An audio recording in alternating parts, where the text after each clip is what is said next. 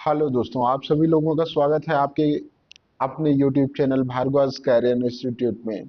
दोस्तों, जैसे कि हम लोगों की समीक्षा अधिकारी और सहायक समीक्षा अधिकारी की सीरीज चल रही है, जिसमें हम वो सारे टॉपिक कवर कर रहे हैं जहां से प्रश्न प्रीवियस ईयर में डायरेक्ट पूछे गए हैं। सिर्फ वही टॉपिक हम लोग डायरेक्ट कवर कर रहे हैं अपने नोट्स के साथ। तो आज हम लोग डिस्कस करेंगे आधुनिक भारत की, गांधी युग की। ठीक है। आधुनिक भारत की एक सीरीज हमने बनाई थी, जिसमें हम लोगों ने ये देखा था कि 1857 की क्रांति के बाद से लेकर 1947 तक भारत की आजादी तक कौन कौन से महत्वपूर्ण डेट में कौन से महत्वपूर्ण घटनाएं घटित हुई थी। उसमें हम लोगों ने ये देखा था कि गांधी युग जब स्टार्ट हुआ, गांधी जी जब अफ्रीका से वापस आए, उसके बाद से लेकर आजादी तक उनके इस कार्यकाल में बहुत सारी घटनाएं घटित हुई और हर जगह मेन हीरो की बात करें तो गांधी जी ही दिखते रहे। और हम लोगों को अपने प्रश्न पत्र में भी सदैव एक से दो प्रश्न जो है गांधी जी से डायरेक्ट पूछता हुआ दिखता है। तो गांधी युग की हम बात करें तो गांधी युग की हम इस वीडियो में डिस्कस करेंगे कि गांधी जी ने कौन कौन से इंपॉर्टेंट काम किए, डायरेक्ट उनको अपने को याद करना है या जानना है। तो चलिए स्टार्ट करते हैं हम अपने इस कालखंड को। इसमें देखिए, गांधी जी जो है वो अफ्रीका में थे, हम सब जानते थे, गए थे। उसके बाद वो भारत 1915 में वापस आते हैं। कब वापस आते हैं? 1915 में। इसके पहले वो साउथ अफ्रीका में थे, और साउथ अफ्रीका में जो थे, तो साउथ साउथ अफ्रीका में जब वो थे, तो वहां पे उन्होंने एक आश्रम बनाया था। उस आश्रम का नाम था फिनिक्स आश्रम, जो कि डरबन में था, साउथ अफ्रीका में। डायरेक्ट पूछा जाता है कि फिनिक्स आश्रम किसके द्वारा संस्थापित किया गया, कौन से देश में ये है या किससे संबंधित है, तो ये गांधी जी से संबंधित है। इन्होंने अपना डरबन में एक आश्रम बनाया था जिसका नाम फिनिक्स आश्रम इन्होंने रखा। इसके बाद अ, वहां पे ये एक ट्रेन में सफर कर रहे थे, पीटरबर्ग में, जहां पे इनको ट्रेन से फेंक दिया गया। ठीक वहां पे इनको धक्का लगा, अंग्रेजों ने इनको ट्रेन के बाहर उतार दिया था। तब उन्होंने तय किया और वहां से ये भारत वापस आए।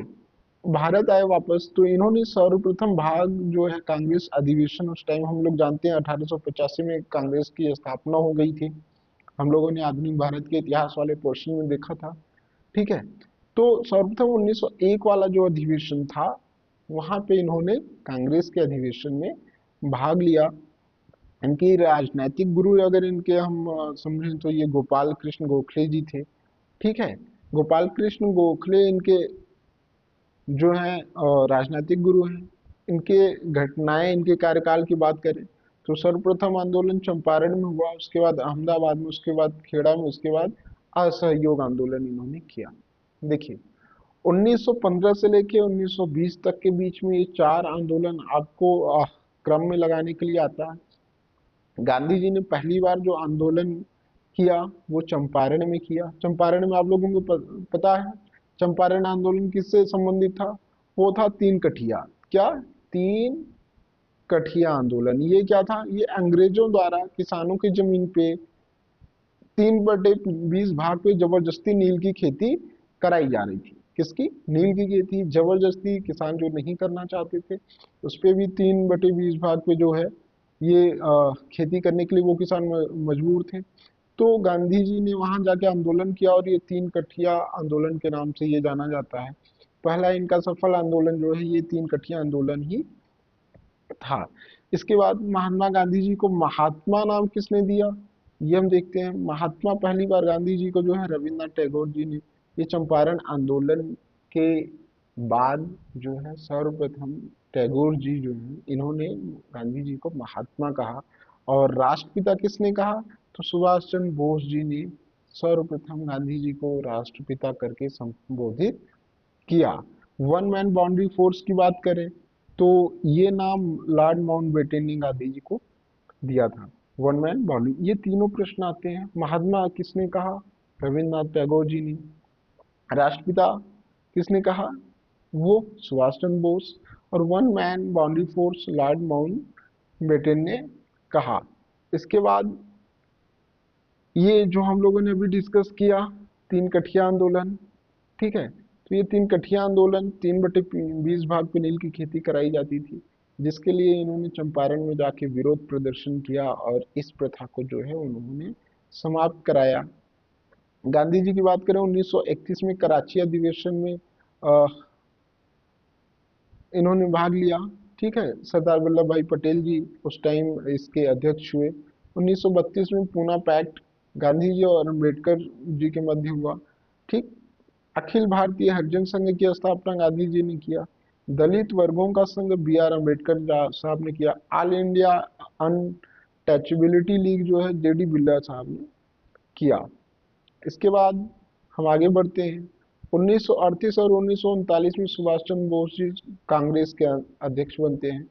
कांग्रेस के जो अध्यक्ष चुने जाते हैं वो आपके सुभाष चंद्र बोस।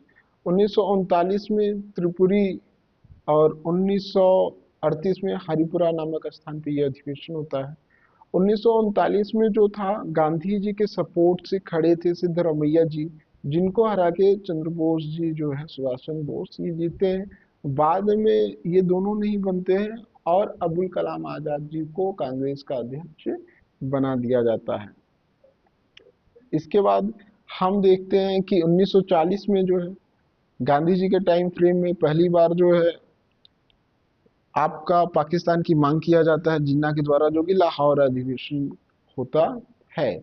1942 में वर्धा सम्मेलन होता है, जिसके अध्यक्ष आपके अबुल कलाम जी थे, ठीक है। ये भारत छोड़ो आंदोलन का जो जो प्रस्ताव आया, वो 1942 में ही आया।